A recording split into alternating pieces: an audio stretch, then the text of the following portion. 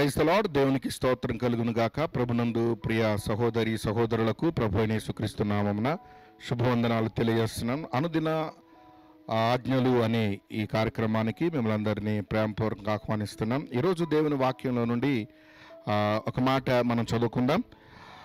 యెహోషువ గ్రంథం 3వ అధ్యాయం 7వ వాక్యంలో ఒక మాట ఉంది. అప్పుడు యెహోషువతో ఇట్లనెను, నేను మోషేకు తోడయుండునట్లు నీకును తోడయుందునని ఇశ్రాయేలులందరూ ఎరుగునట్లు నేడు వారి కన్నుల ఎదుట నిన్ను గొప్ప చేయ మొదలుపెట్టదను. దేవునికి మహిమ కలుగును గాక. ప్రియులారా, ఇది దేవాది దేవుడు, సృష్టికర్త అయినటువంటి దేవుడు యెహోషువకి ఇస్తున్నటువంటి గొప్ప వాగ్దానము ఏంటంటే, నేను ఈరోజు ఇశ్రాయేలీల కన్నుల ఎదుట నేను నిన్ను గొప్ప చేయ మొదలు పెడతాను. ఈరోజు మనమందరం కూడా గొప్ప చేయబడాలని, హెచ్చించబడాలని, ఉన్నతమైన స్థితిలో రావాలని ఆశపడతా ఉంటాం. మంచిదే, ఆశ మంచిదే. కానీ దేవుడు గొప్ప చేయకపోతే మన ఆశ కానీ మన ప్రయత్నాలు కానీ ఏది ఫలించదు అని ప్రభుపేట మనం చేస్తాం. దేవుని వాక్యం సెలవిస్తుంది, ఒకరిని హెచ్చించడం అయినా ఒకరిని తగ్గించడం అయినా అది దేవుని వల్ల మాత్రమే సాధ్యం. కాబట్టి నా ప్రియ సోదరి సోదరుడా, దేవుడు మనల్ని హెచ్చించాలి, దేవుడు మనల్ని గొప్ప చేయాలి అని ఆశపడతా ఉన్నాడు. యెహోషువ దగ్గరికి దేవుడే వచ్చి ఈ మాట చెప్తున్నట్లుగా మనం చూస్తాం. నేను నిన్ను గొప్ప చేయ మొదలు పెడతాను. అనేక మంది అది గుర్తిస్తారు, అనేక మంది అది చూస్తారు. నేను గొప్ప చేయడం అనేది ప్రజలందరూ గుర్తించేటట్లుగా నేను హెచ్చిస్తాను అని యెహోషువతో మాట్లాడుతున్నట్లుగా మనం చూస్తాం. నా ప్రియ సోదరి సోదరుడా, ఈరోజు యెహోషువకే కాదు, నీకు నాకు కూడా దేవుడు అలా నిన్ను ఉన్నతమైన స్థితిలో ఉంచాలని, నిన్ను గొప్ప చేయాలని ఆశపడతా ఉన్నాడు. మరి ఎప్పుడు దేవుడు మనల్ని గొప్ప చేస్తాడు, ఎప్పుడు మనల్ని ఆశీర్వదిస్తాడు, ఎప్పుడు ఉన్నతమైన స్థితిలో మనం తీసుకుని వెళ్తాడు అంటే, యెహోషువని ఎంతమంది లక్షలాది ప్రజలు, ఇశ్రాయేలు ప్రజలు ఉన్నప్పటికీ కూడా యెహోషువకే ఈ అవకాశం, లేక యెహోషువ దగ్గరికే దేవుడు వచ్చి ఈ మాట ఎందుకు చెప్పగలిగాడు అని ఒకసారి మనం ఆలోచన చేస్తే, యెహోషువలో ఉన్న గొప్ప అద్భుతమైనటువంటి ఓ లక్షణం ఈరోజు నీతో నేను పంచుకుంటాను. నిర్గమకాండం 33వ అధ్యాయం 11వ వచనంలో ఇలా ఉంది, మనుషుడు తన స్నేహితుడితో మాట్లాడినట్లు యెహోవా మోషేతో ముఖాముఖిగా మాట్లాడుచుండెను. తరువాత అతడు పాలెములోనికి తిరిగి వచ్చుచుండెను. అతని పరిచారకుడును నూను కుమారుడునైన యెహోషువ అను యవనస్తుడు గుడారములో నుండి వెలుపలికి రాలేదు.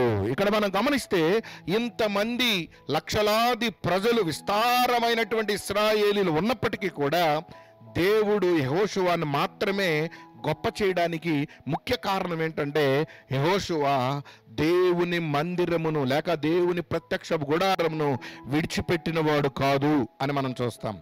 అంటే యవన కాలంలో ఉన్నటువంటి యెహోవా ప్రత్యక్షత లేక యెహోవా ప్రత్యక్షతను పొందుకోవాలి అని, ఆయన సన్నిధిలో నిత్యము ఉండాలి అని, ఆయన సన్నిధిని ఎప్పటికీ విడిచిపెట్టిన వాడు కాదు, దేవుని సన్నిధిలో నిలిచి ఉన్నవాడు అని ప్రభుపేట మనం చేస్తున్నాను. యెహోషువ గారి జీవితం చూస్తే అందరూ తన యవనేచ్ఛలను బట్టి లేక యవన సంబంధమైనటువంటి కోరికలను బట్టి మిగతా వ్యవహారాల్లో వారి జీవితాలు గడుపుతూ ఉంటే, యెహోషువ మాత్రం దేవుని మందిరంలో లేక దేవుని సన్నిధిలో గడపడానికి ఇష్టపడిన వాడిగా ఉన్నాడు అని మనం చూస్తాం. ఈరోజు నీవు హెచ్చించబడాలి, నేను హెచ్చించబడాలి అంటే సూత్రం ఏంటో తెలుసా? దేవుని సన్నిధిలో ఎవరైతే గడుపుతారో అలాంటి వారు హెచ్చించబడతారు. దేవుని మందిరాన్ని ఎవరైతే ప్రేమిస్తారో వారు గొప్ప చేయబడతారు.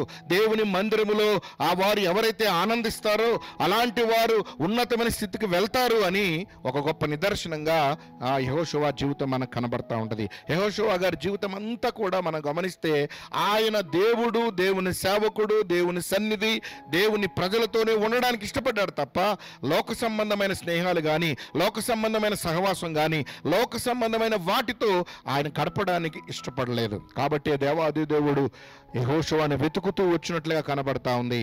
దేవాది దేవుడు యెహోషువని వెతుకుతూ వచ్చి ఆయన్ని గొప్ప చేయాలి అని ఆశపడ్డాడు. ఈరోజు ఈ మాటలు వింటున్న నా ప్రియ సోదరి సోదరుడా, నిన్ను కూడా దేవుడు గొప్ప చేయడానికి ఇష్టపడుతున్నాడు. దేవుడు నిన్ను కూడా ఉన్నతమైన స్థితిలోనికి నిన్ను తీసుకువెళ్ళడానికి ఇష్టపడుతున్నాడు.